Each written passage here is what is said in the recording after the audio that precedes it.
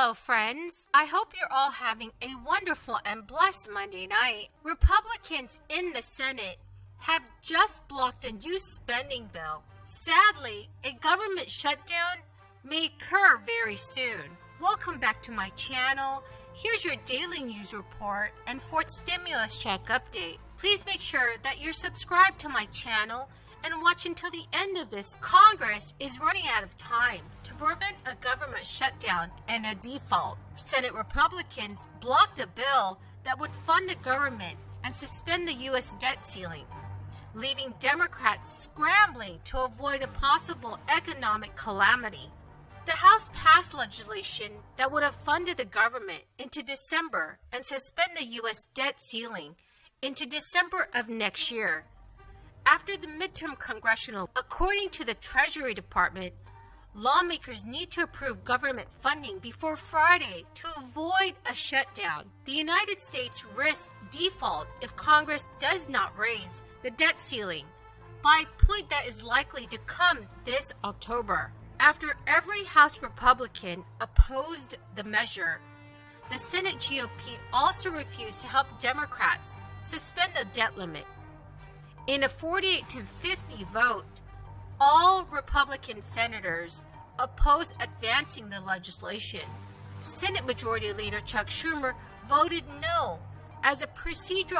Senate Majority Leader Chuck Schumer voted no as a procedural move so he can bring up the bill again later. So now Democrats have to pull off a daunting series of maneuvers to avoid a sequence of events that could ravage the economy and cost millions of Americans their jobs. The Republican opposition may force them to pass a short-term funding bill with GOP support, then approve a debt limit suspension on their own, potentially as part of their $3.5 trillion budget reconciliation plan.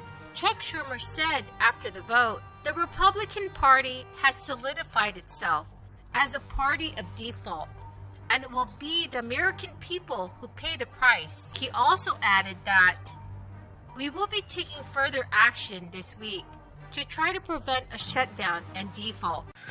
So, Madam President, the Democratic leader is scheduled to vote today that he knows will fail. For more than 2 months, since July, Republicans have been clear about where we stand. We're willing to work together to keep the government open. We're not willing to help Democrats raise the debt ceiling while they write a reckless taxing and spending spree of historic proportions behind closed doors. Democrats control the entire government, the Senate, the House, the White House. They intend to sideline Republicans and go it alone to slam American families with historic tax hikes and borrowing. So they will need to raise the debt limit on a partisan basis as well. And they've known that for 2 months now. Just like then Senator Biden and Senator Schumer voted no on a debt limit increase and made a unified Republican government handle it alone back in the early 2000s. This has happened before. Earlier this year, Senate Democrats requested and won additional flexibility to make policy on party lines. They have every single tool they need to do their job. The Democratic leader, the Speaker of the House, and the President of the United States have had 10 weeks to plan for funding the government and addressing the debt limit. There never had to be 1 ounce of drama. Chuck Schumer did not specify how Democrats would proceed. Government funding will lapse if lawmakers do not pass an appropriations bill before midnight on Thursday. Treasury Secretary Janet Yellen has told lawmakers that the United States will run out of ways to pay sometime in October unless Congress raises the debt ceiling. Government funding and the debt limit are separate issues. Raising or suspending the ceiling does not authorize new government spending. but it allows the United States to borrow to cover existing obligations. Democrats have criticized Republicans for risking economic ruin while opposing a debt ceiling suspension, which they have supported in the past. The party has also noted that the GOP voted for trillions of dollars in the emergency crisis aid since the last time Congress suspended the limit. Republicans have contended their counterparts should suspend the debt ceiling on their own, as they move to pass the $3.5 trillion investment in a social safety net and climate policy without the GOP. Speaking before the vote on Monday, Senate Minority Leader Mitch McConnell reiterated that Republicans would vote for a short-term funding bill that does not raise the debt ceiling. He tried before the failed vote to bring up an appropriations plan that doesn't address the borrowing limit. Senator Patrick Leahy objected his move. Senator Kristen Sinema is reportedly scheduled to hold a fundraiser this week, with business groups opposed to the $3.5 trillion budget reconciliation package that is being crafted by her party.